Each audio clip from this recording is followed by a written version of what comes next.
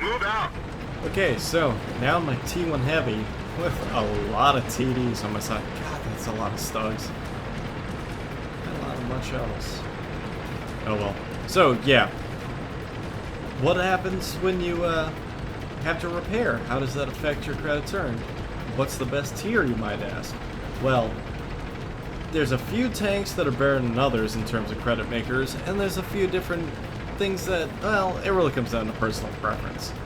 I have found that tier 5 tanks, the T-34, the M4, and the PC-4, with their appropriate upgrades, such as the 57mm on the T-34, the long barrel 75 on the navigate terrain here. Long barreled 75 on the Panzer IV, and of course the 76mm or the 105, I guess, on the Sherman. Typically are your best bets. They do a lot of damage, and they're cheap to reload, especially the 57mm. It can penetrate, do a lot of damage, and good God, is it cheap to refill.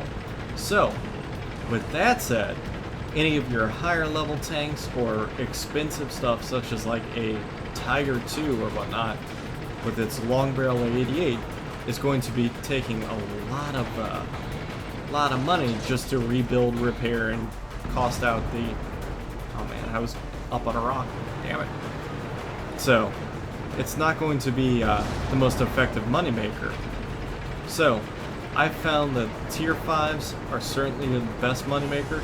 I've actually been told that use the KV with either the 107 or the derp gun, which I believe is the 152, I'd have to look that up, is your best bet for a heavy, as those are both really good guns, and they also make a lot of money. A lot of money. So, at least I was told that's your best bet. I personally prefer the medium tanks, but I'm sure anything really works at this point. It's as long as you stick to a tier where you make money instead of even when you lose, as opposed to tiers where you can lose money if you are in the losing team. That's kind of the big difference here. Uh-oh. That's just a hat turn. We've just dinged him. Uh-oh. Turn to face. Punched right through their armor. I probably just nailed his gun. So, yeah. Critical Damage hit. based, obviously. Got him. Yeah, hit him in the gun.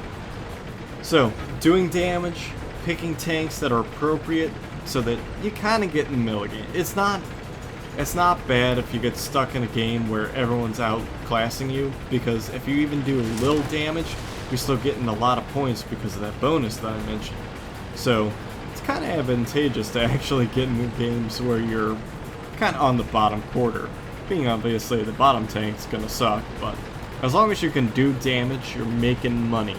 And that's sometimes more important than getting on the charts with kills and whatnot else. It's important. I mean, you obviously gotta progress somehow, and money's gonna make that happen. Whereas kill count, it will get you the experience, but that's really it. IS-85. I see your gun, buddy. Uh-oh. Too far. Here we go. Just take out your Critical hit. treads. I don't know if he can hit me. Obviously, I'm not doing anything to him. Critical I don't hit. know why I did that. Okay, I'll just keep shooting his gun. I don't know if I'm doing it. I'm not doing any damage, though. Enemy armor. There we hit. go. I'll just shoot his commander hatch. Critical hit. I definitely damaged his gun. There's no way We're that... done for. Oh, no. Everyone get out. Killed by artillery. Should have known better. Oh well. So we find ourselves back on this map with the same tank. Let's not kill our teammate this time.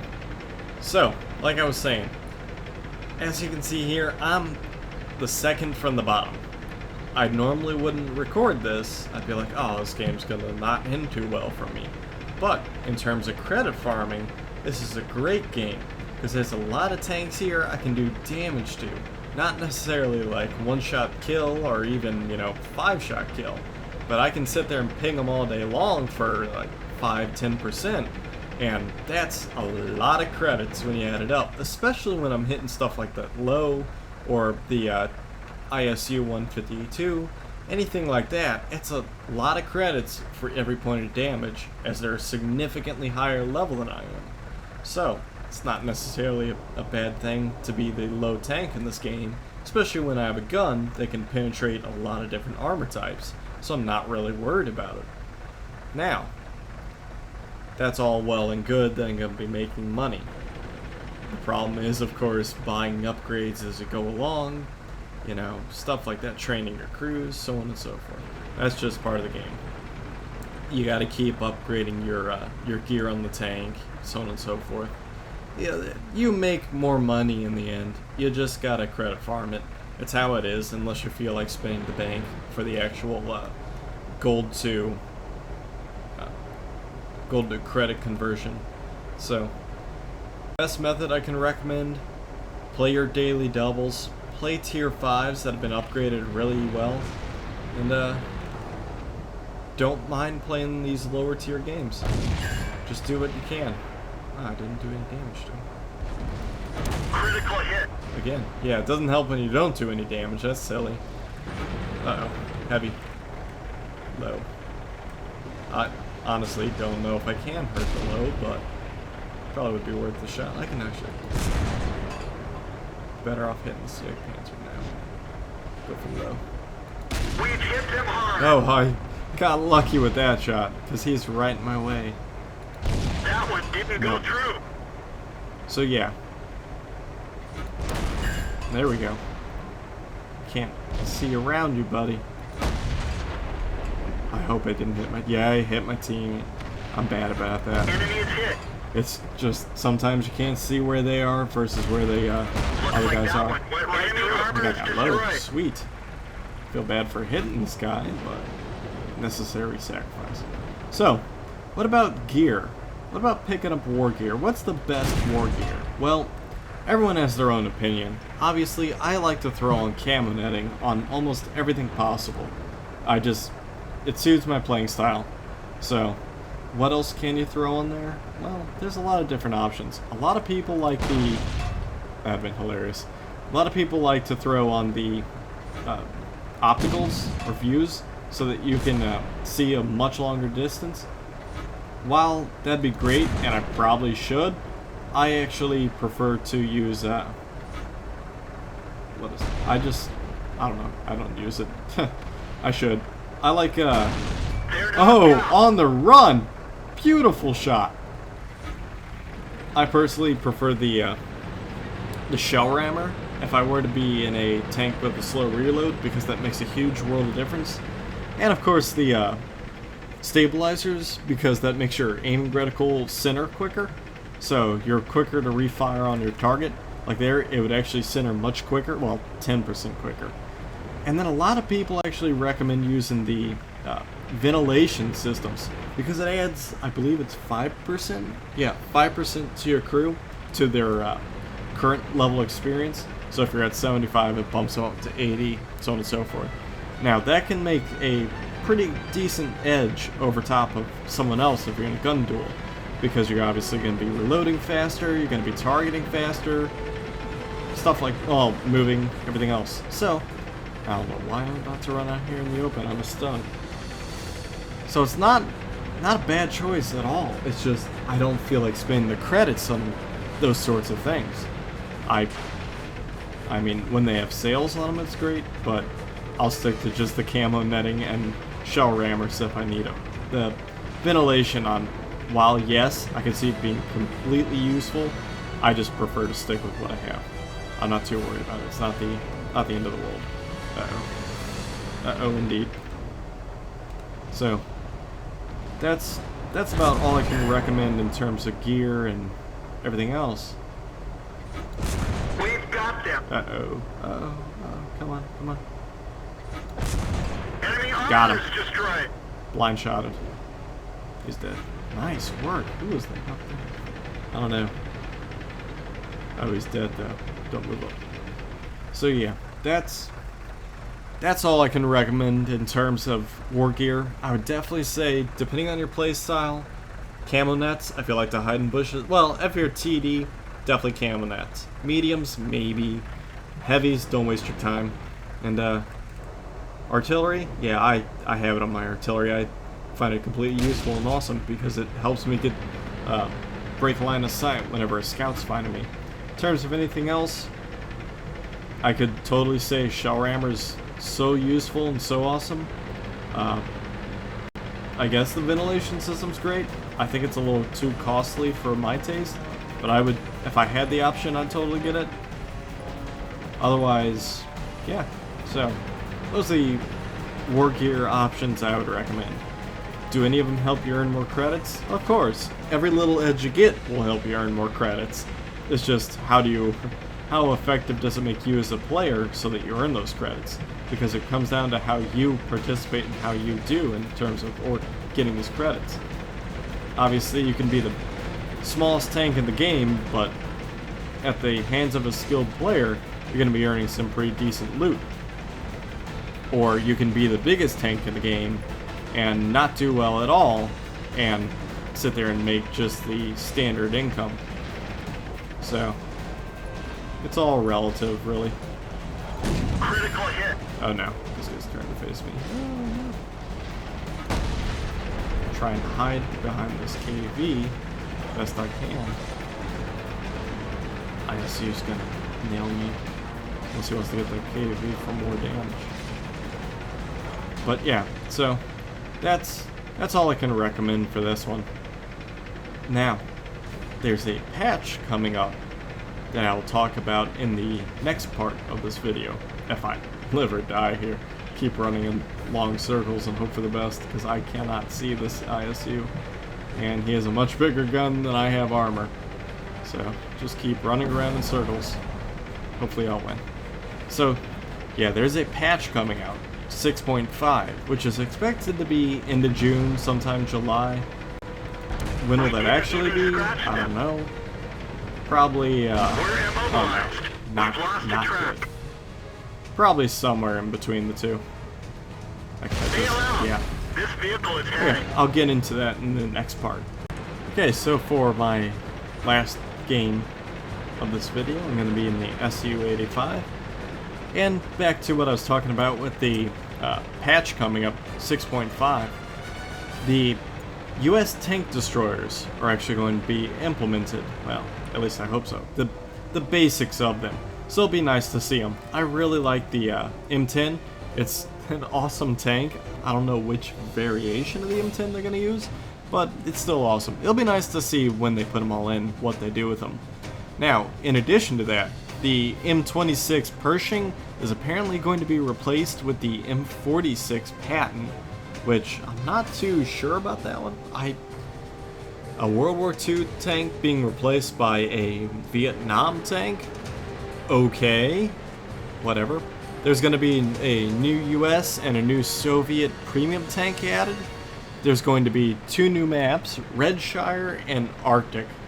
They're both working titles, but based on those names, I'm going to say Redshire is going to be a, I guess like a farm map, and then the Arctic is obviously going to be a snow map. They're going to be redesigning 2 of the existing maps.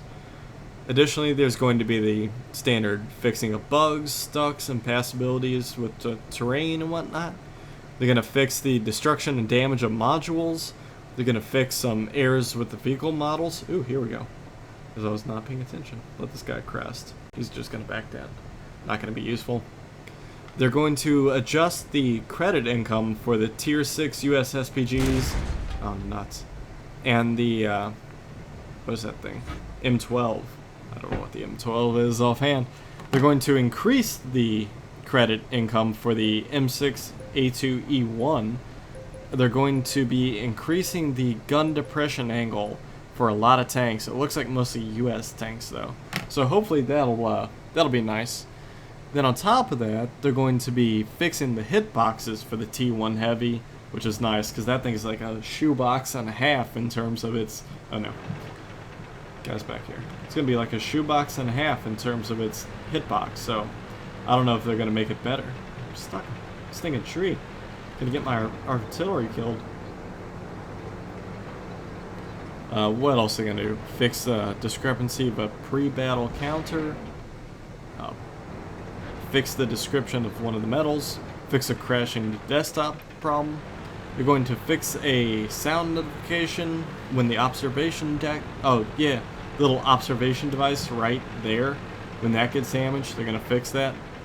They're going to fix the display of hit spots from explosions on objects, which I don't exactly know what it's going to do for us, but okay. Going back here to watch this angle, even nothing's really coming this way. I'm thinking I gotta go watch some other angle. I haven't really done much. They're going to fix the display for muted players, fix the display for listing input devices for voice chat. They're going to add a post-battle message in the hangar, fix clicking on the minimap, a few other little things. A lot of air fixing. Oh, this guy missed me. What is he?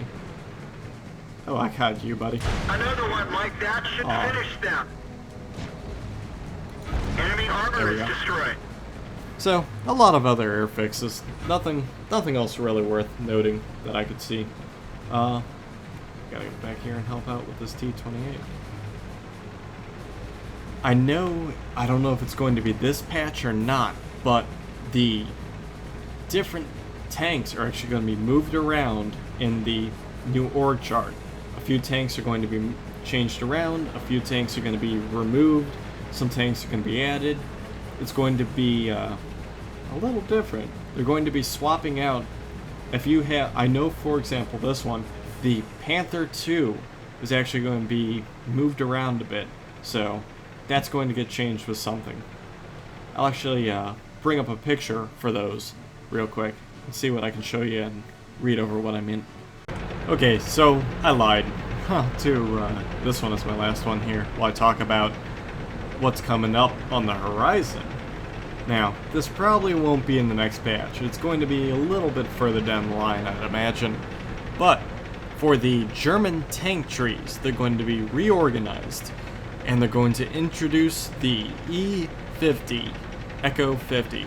That is going to be in place of the Panther II. So the players that have the Panther II in the garage at the time of their revision will have it replaced by the E50 with all the standard upgrades and whatnot. And players who have the standard Panther parked in the garage will have it replaced with the Panther II. And then the Panther should move up. Everything will be readjusted. Additionally, they'll introduce the E75 and the E100, which will be moving around the Tiger. So they'll be moving that area around a bit. The US will be, of course, as I said, substituting the Pershing with the Patton. Yeah, so the Pershing will be substituted for the Pershing for the Patton. The T-34 will be substituted for the M103, and the T-30 will be substituted for the T-10 or T-110, and the T-30 will move to the tank destroyers. So what else do we have on the come on.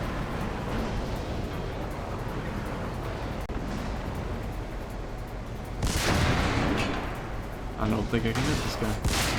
No, we gotta move. We nailed it back. So, what else are we gonna have on the Soviet side? Well, the KV is going to be separated into the K1 and the KV1 and the KV2. So, that's going to mean that if you have the current KV and you have the KV2 turret, it's going to be now split up, which is going to be great because you'll get to keep your KV1 and you'll be given a free garage with the KV2. The KV3 will now be moved to Tier 7, and the T150 will be introduced in its place. The IS-4 will be substituted for the Object 252 as well. Now, I'm not familiar with the majority of those tanks, but it's something I can look up over time. So as I'm sitting here hiding, User entered your channel. you might ask, where am I getting all this stuff from? Well, I'm actually getting it from the Overlords blog, which is one of the developers for the game. you can check that out. I don't know the web address. I'll post it down in the description. And a lot of the other tips, tricks, and info I get from the standard forums for World of Tanks. So you can go peruse there. They have tons of help. You can ask. I'm sure the crew there is very, very helpful. More than willing to help whenever. I'm kind of just hiding because I know there's 2 deadly things over this hill, plus a lot over there. So yeah, the forums are your best place for information. In addition to any information you might find from the different Overlord blog and any of the developer blogs, they have lots of good stuff. As for anything else I can recommend, that's really it. So I'm still working on getting some upgrades, working on getting different tanks so that I can, or getting money so I can get different tanks. We're done for. Everyone get out. As with that explosion, that's probably going to do it for this episode. I want to thank you guys for taking the time out to watch it. I would greatly appreciate it if you'd take a quick second to rate and subscribe and leave a comment. Otherwise, I hope to see you guys in the next episode.